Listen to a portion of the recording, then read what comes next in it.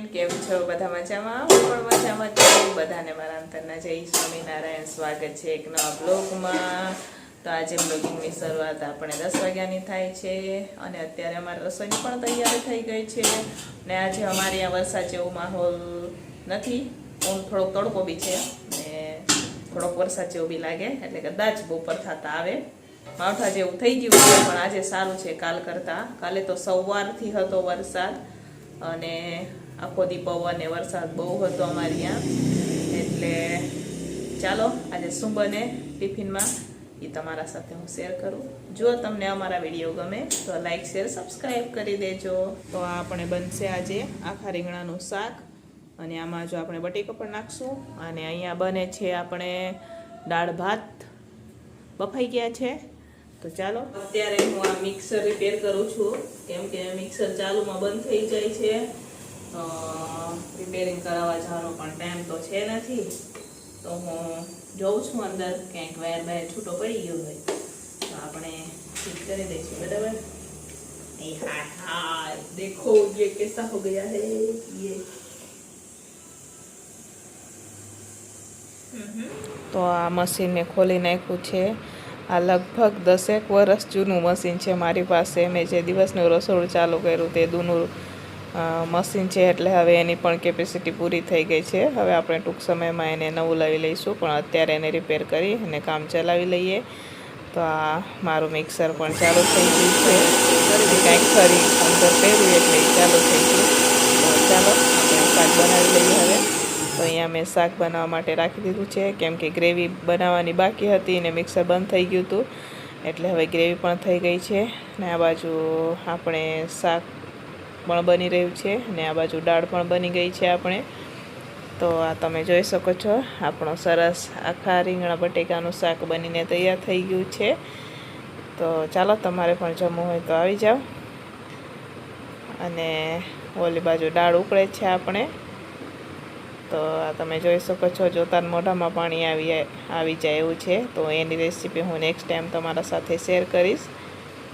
અને અહીંયા આમાં નમસ્વી હમણાં જે વાવાઝોડું હતું એનો પ્રોજેક્ટ આવ્યો છે, એટલે એ પ્રોજેક્ટ બનાવે છે નમસ્વી, કેમ કે એને સ્કૂલમાં દેવાનું છે, એટલા માટે એ પ્રોજેક્ટ બનાવી રહી છે. તો અહીંયા અમારે હવે રોટલી બનવાની ચાલુ છે. અમારી આ બને પરવાળી રોટલી.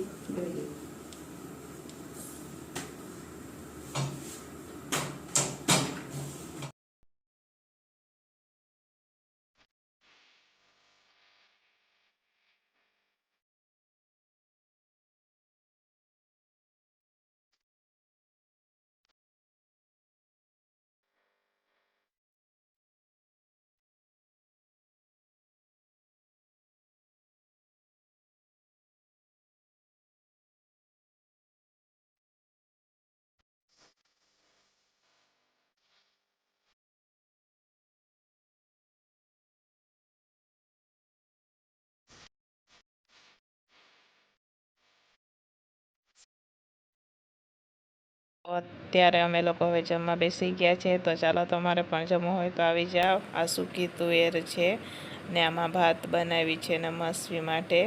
આજે ફૂલ ગામડાનું દેશી જમવાનું છે. સૂકી તુવેર મોરી છે, અમે કાંઈ વઘાર્યું નથી, એમાં મીઠું એટલે જ નાખ્યું છે મેં. હાલો ફ્રેન્ડ, તો હવે આપણે સાંજની રસોઈની પણ તૈયારી થઈ રહી છે. તો આજે સાંજના રસોઈમાં બનશે દાળ ઢોકળી. તો ચાલો હું તમને બતાવું દાળ ઢોકળી. તો એના માટે આપણે આ દાળ ઉકળી ગઈ છે, આ તમે જોઈ શકો છો દાળ ઉકળી રહી છે. અને અહીંયા